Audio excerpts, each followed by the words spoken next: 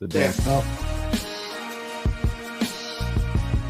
The Bliss Business Podcast, the show about empathy, connection, and consciousness in business. Today's episode is brought to you by Zero Company, your paid search, social media, and programmatic ad experts.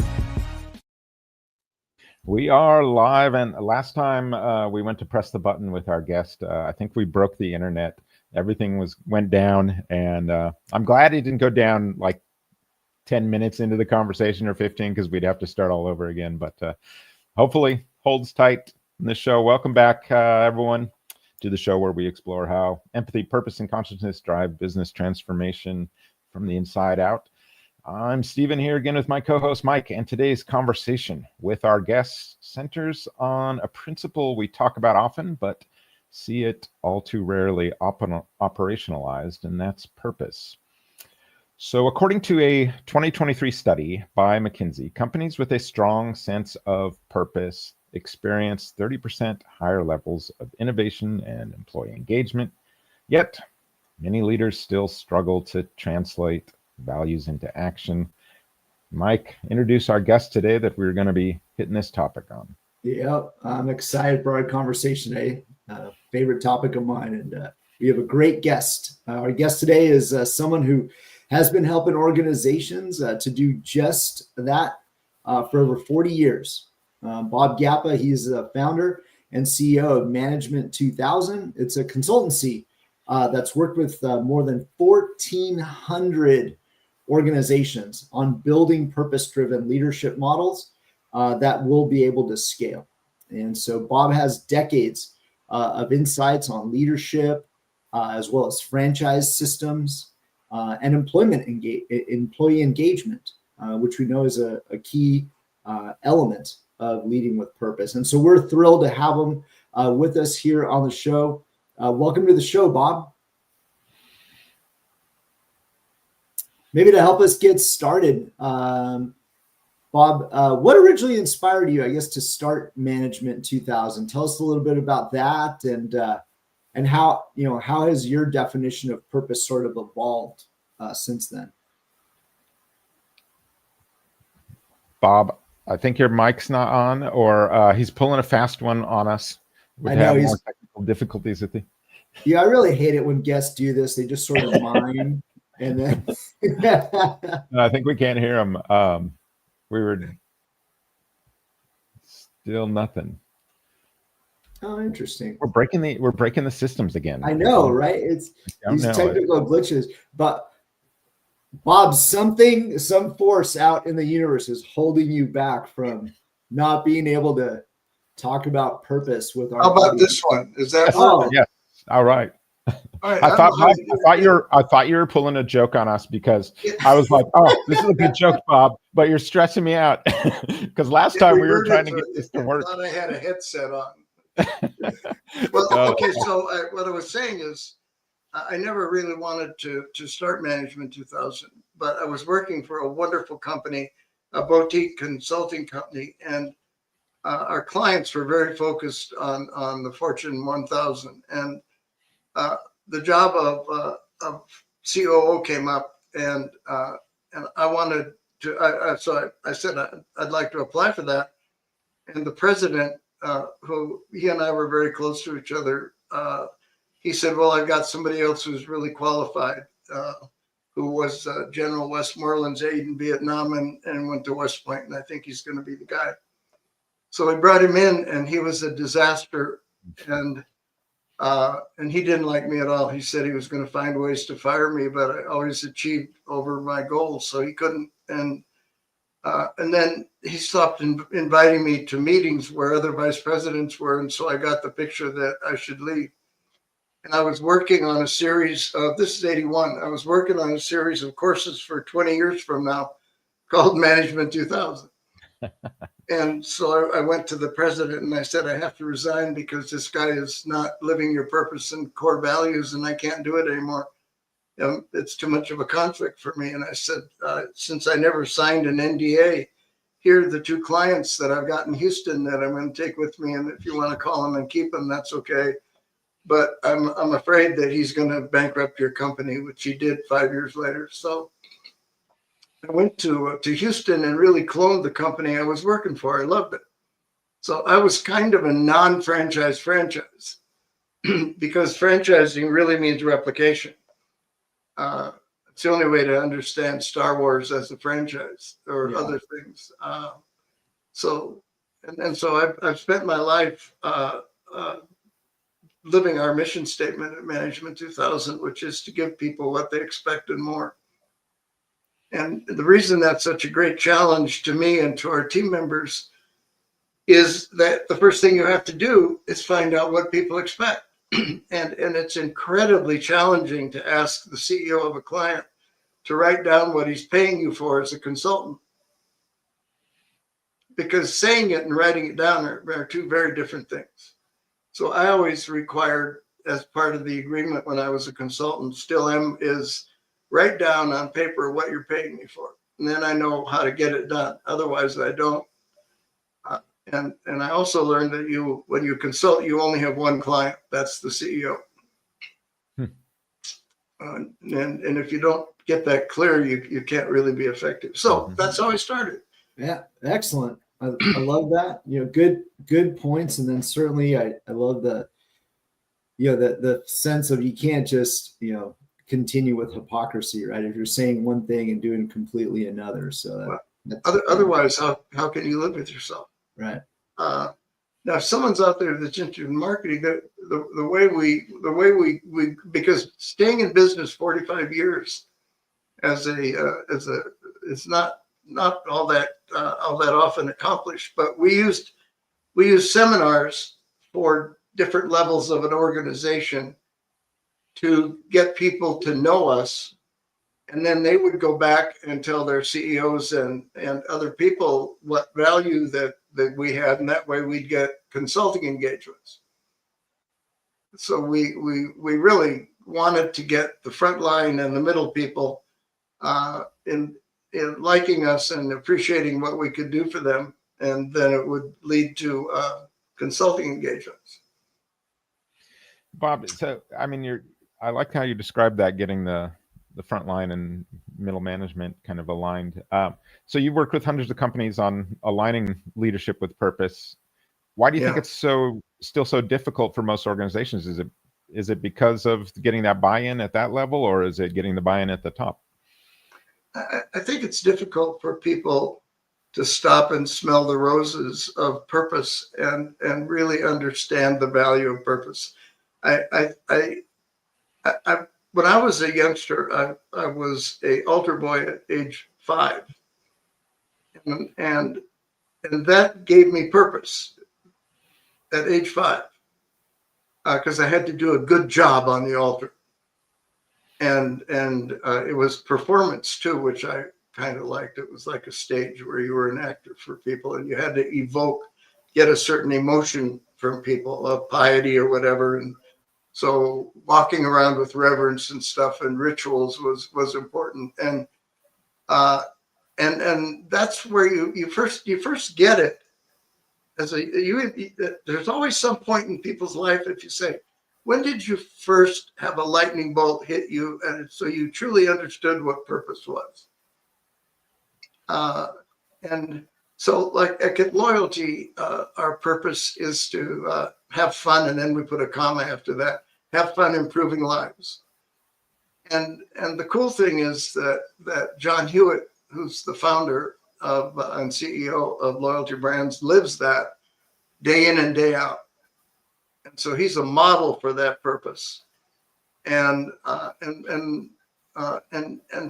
to lead people with purpose, you have to know it's important to take time to ask people what they did today to improve a life. If you don't have secondary and primary embedding mechanisms, it won't work to have it written out. Mm-hmm. And you have to interview people with the first question: what do you think we'll pay you for here? And they're gonna say something that has nothing to do with purpose. And so we listen to people and we say, none of those things, all those things you just said are correct, but what we're paying you for is to have fun improving lives. your own life. And by the way, we want you to improve your family because you work here. Purpose is not 8 to 5. Purpose is 365, 24/7. If it's not a good purpose. And so the other thing is it's very challenging to live a purpose, because sometimes it gives you situations where you have to compromise something that might benefit the company more because short term, but you know that focusing on having fun, improving lives is going to make it better long term. Mm-hmm. But one of my mentors is Peter Drucker, and Drucker said something so simple that it's complex, that you, as a leader and a CEO, you manage results and not people. You manage results and you lead people. You don't manage people. If you manage people, they're not motivated. People have to manage themselves. Yeah, otherwise, you can't really grow. Very true, right? Got to let people do what they do. Actually, that's a great segue. That's a great segue, Bob, to something I wanted to talk about as well. And it's sometimes difficult, right, for leaders to calibrate, because in a world where, say, shareholder value drives a lot of decisions for organizations, I'm very curious, in your work, like, how do you really help a leader do that recalibration around purpose without sacrificing that performance? Well, I think you do it. If you do it correctly, you actually enhance performance. And so, for instance, if your purpose was to become the first choice among team members, customers, and suppliers, we have a client who has that as as their purpose, and they spend a lot of time on how to do that. Because if you don't have the how, for instance, we have another client who said, well, how people want to live the purpose, but they don't know good examples of how you do it and how you avoid it. And so we worked with the team members to create a behavior do and don't list. And so it's just examples. It's not to emulate. It's just for each of their core values and for their purpose that we developed with the team members, do's and don'ts. If you do this, that's not living the purpose of the core value. If you do that, and so by the time you do that and you get people involved in actually making up the list, because then they like the list better if they were involved. And so much of purpose is engaging people, taking the time on people rather than process. In my opinion, it's very simple. It's people plus process equals profit. And to me, profit, as Drucker taught me, profit involves the benefit to the person working there, the benefit to the customer for doing business with you, and the benefit to the community for having done business in that community. And a lot of those three elements of profit have been adopted by people who want to use their resources, capital and otherwise, to help communities and do good work around the world. So refocus me on your question. Yeah, no, that's right. Because I think, like you said, right, process can be a very cold thing, right, or some sort of system. But when you add the people to it, you can add that connection, the warmth, the love. And so, no, I think you're absolutely right that in the end of the day, having a strong purpose will enhance performance, because you're putting those things together. Yeah, and so let me just comment on the comment that process could be cold, because you're absolutely correct. But I'm sure both of you, and I'm sure many people who are listening to this, have heard of journey maps.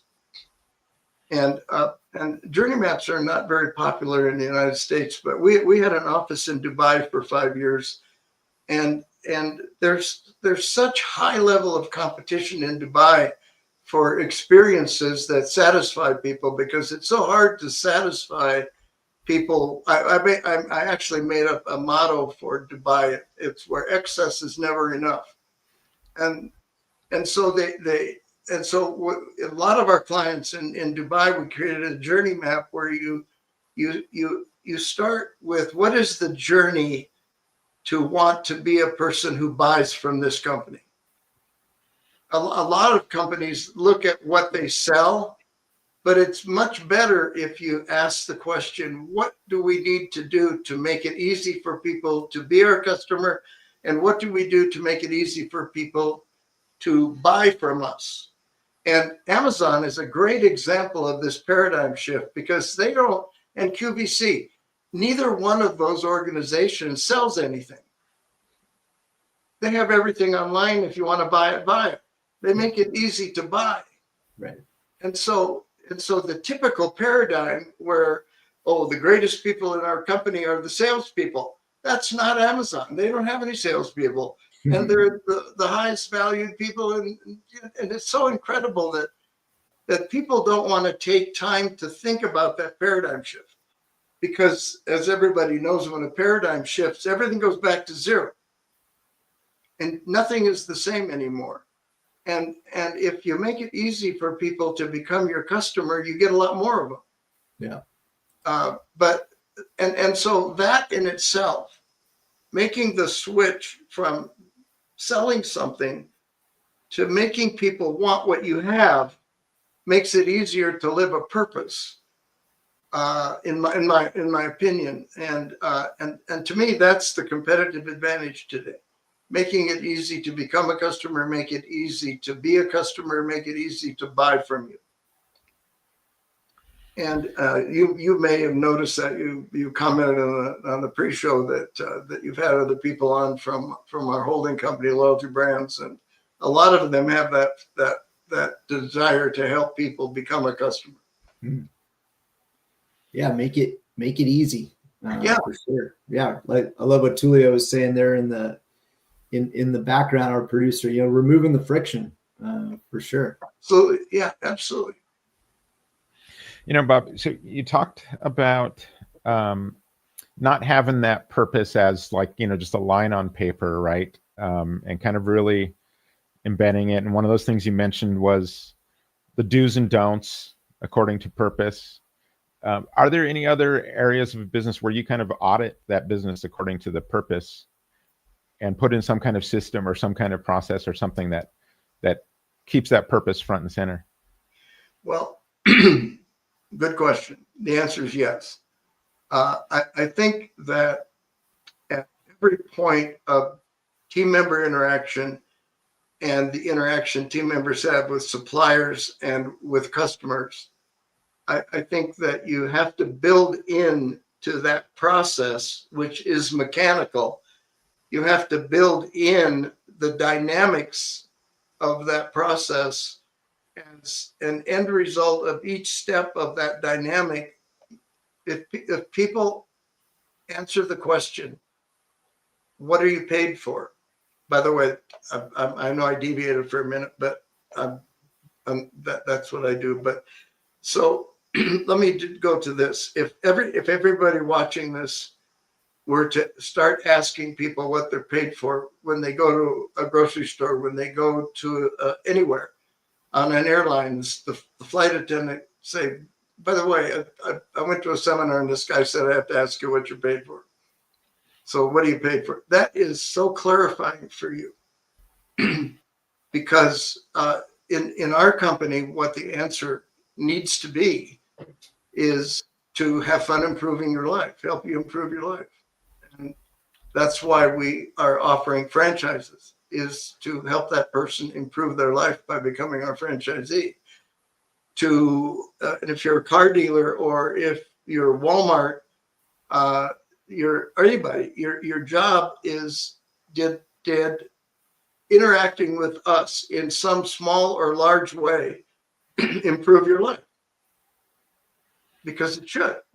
And so whatever your purpose statement is, if it isn't added to the dry bones of a process, you won't lead with purpose. Leading with purpose means that that's always in the forefront. And because at Loyalty Brands, we believe that if you're always having fun improving lives, you're going to create fanatical fans. It's impossible not to. Yeah, and those are that's where you get that emotional connection, is because they kind of resonate with your authenticity and seeing how you're truly in service, I think, to them.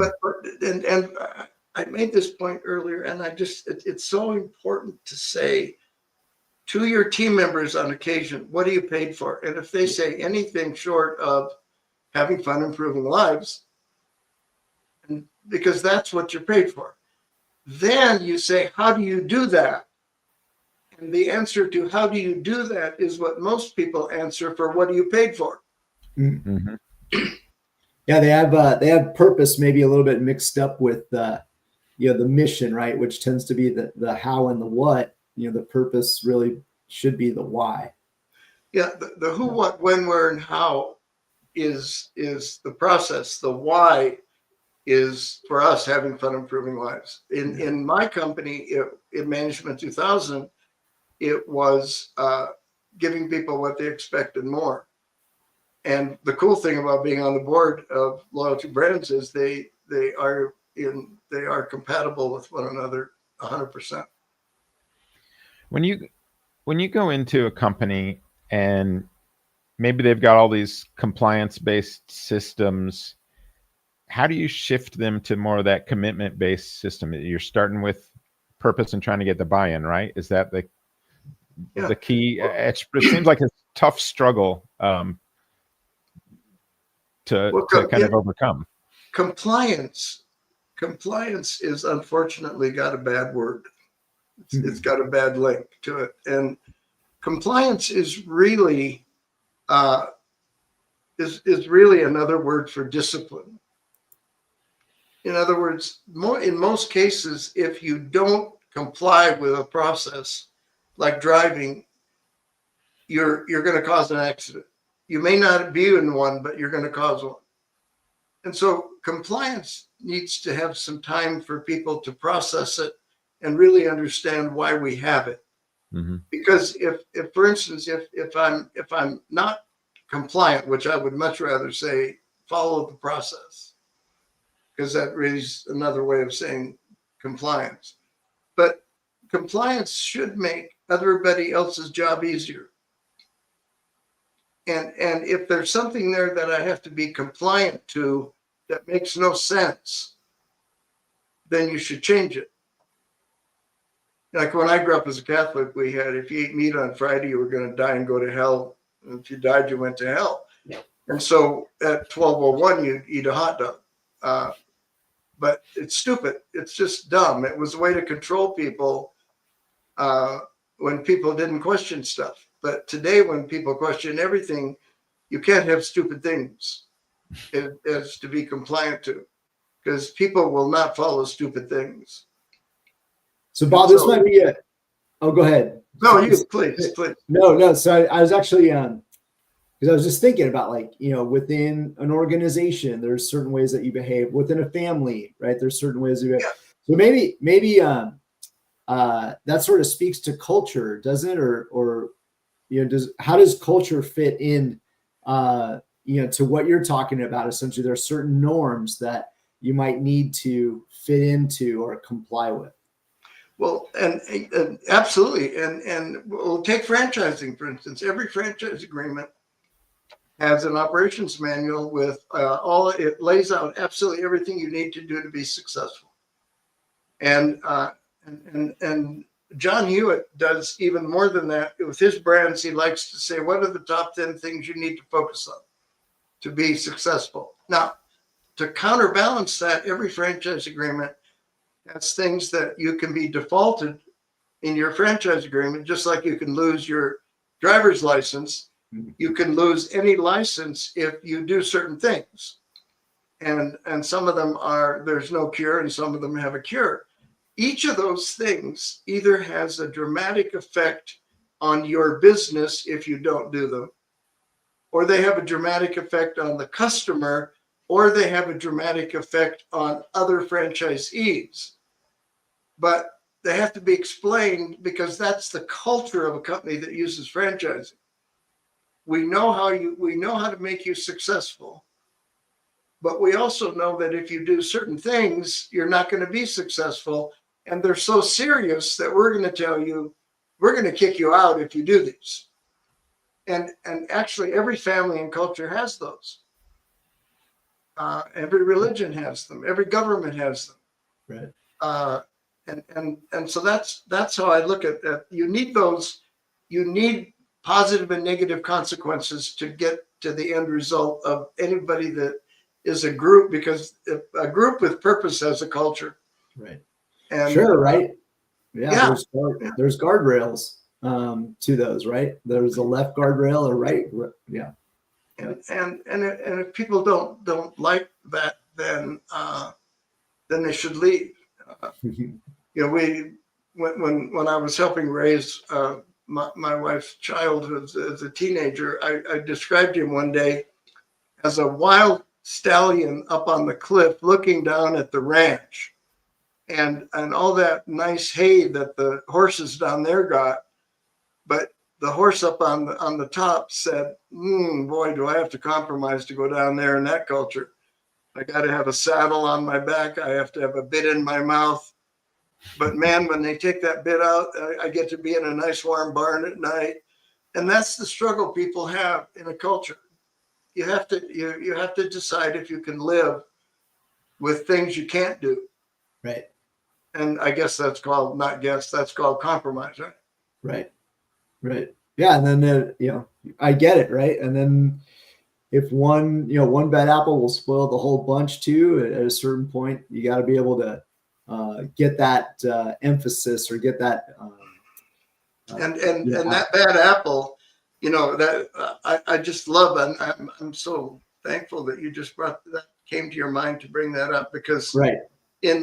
That behavior is called toxic, right? Toxic behavior. Yep.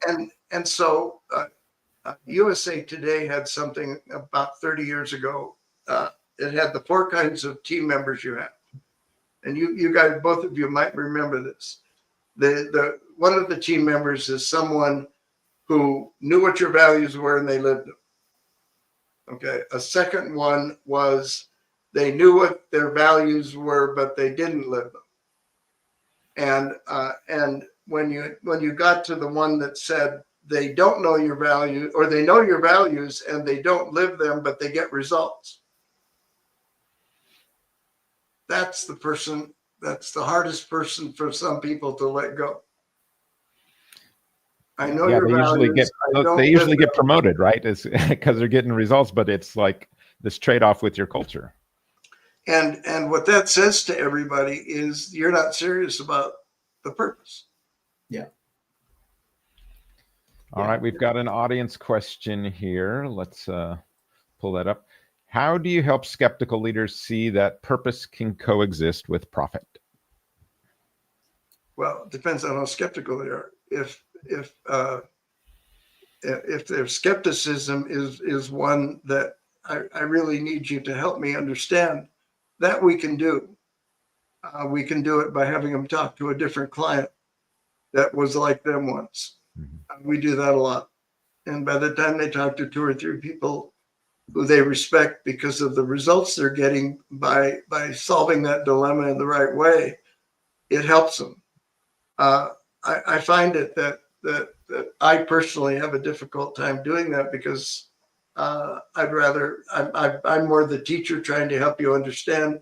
I'd rather have you talk to somebody who went through the same thing you went through and came out on the other side, understanding how to do it. It really involves a lot of behavior change. That's the real challenge. You really have to work with people to change what they do every day. For instance, you have to begin to come into work and walk around and talk to people.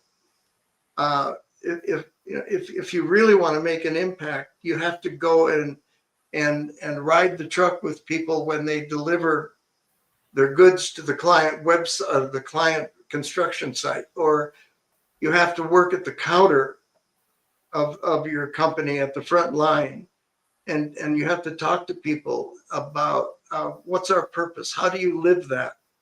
If the CEO of the company spent 1 day a month to 2 days a month dealing with the frontline people who get paid the least but influence the company's results the most. And I always find it hard to understand why people don't do that. Yeah. I'll give you this example. John Hewitt, and I've worked with like 1,600 CEOs, and every one of them is a CEO of a franchise company, and every one of them wants new franchisees. John Hewitt is the only CEO who meets with every single potential franchisee before they become a franchisee with all the brands that we have. Now that's incredible. Yeah, definitely. That's rare.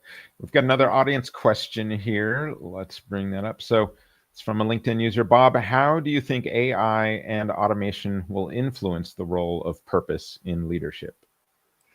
Well, I'll give you a personal example of how it helps me. I was just asking my AI person, who I spend a lot of time educating, or my AI chat person, and I was just talking about how we could, in loyalty brands, how we could embed our purpose and mission of having fun, improving lives with frontline people, and I gave other examples, and it came back with wonderful ideas, and I couldn't have come up with those myself, and so that makes it easier for me then to go with that information and talk with other people and process it in an engaging way, not in an AI way, but so I think it's incredibly helpful to help us understand how we can do things that we never knew we could do by just having that ability that AI gives us to instantly know things that I didn't know 5 seconds ago. I'm just enthralled by it. Yeah. Yeah. It is. It almost is like the ingredients, though, have to be there first. So, Bob, actually, maybe if you can give us just a soundbite, I'd love to ask all of our clients, all of our guests, this specific question, and it's about purpose. So, for you, when you're doing your work, what do you tell people that the role of a really well-defined purpose is, like, how it serves them? What do you tell them? Well, okay. My pedagogy, my methodology is to ask them questions, because I've been in the tell mode, and if it's appropriate, I'll use it. But yeah, when I tell somebody something, they're going to think about whether or not they agree with it. And that gets me off track. So I've learned to 99% of the time say, when did you discover purpose? What's the purpose of your marriage? What's the purpose of being a parent? What's the purpose of belonging to this or that? What's the purpose of going on a vacation? And if I can get them to see that, and I say, okay, let's talk about the purpose of your company. And they'll say, well, to make money. And I'll say, well, money's a resource. It's not a goal. It's a resource. So once you amass that money, what do you want to do? Right. And they say, well, I want to open up more locations. And you say, well, why do you want to open up more locations? Well, to make more money. And you go, well, let's say that you can't have that for an answer. And so now, what's the effect of you having all these new locations open? What's the purpose of that? And they'll say, well, and maybe they finally say, well, to get customers who love us. And you go, bingo. Okay, now we're getting somewhere. But the best way to be able to help people understand purpose is to get better and better at asking people questions that make them think about things they haven't thought about. But if I can't discover purpose in my own life, I can't do it for my business. So that's the role it plays then, you're saying. That's the role. Yeah, absolutely.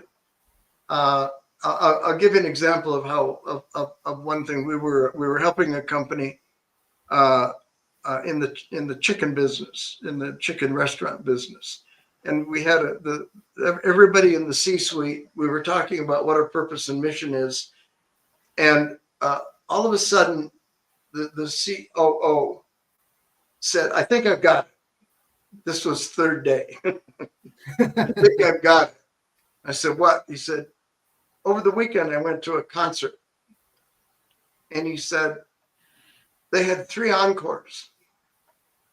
And we wanted a 4th. And so they came out for the 4th time. He said, "That's what we need to do, is create encore experiences for our team members and customers." And that became their purpose. I love that. I love that idea too. It's just like, going above and beyond, helping people want more of what you offer. It's a great way to frame that. So, Bob, one question we ask all of our guests on here is some form of this. It's, what role does love play in business? And of course, I would ask you, what you mean by love? It could be compassion, empathy, that brotherly love. Well, okay. To me, here's what love is. Love is doing something that benefits the other purpose without having any strings attached to why you did it.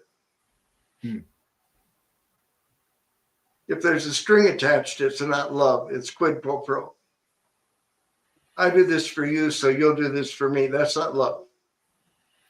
In my definition, I've got a harsh definition of love. I like this. Let's follow this through though. So, like business, we're often asking for some quid pro quo. Yes.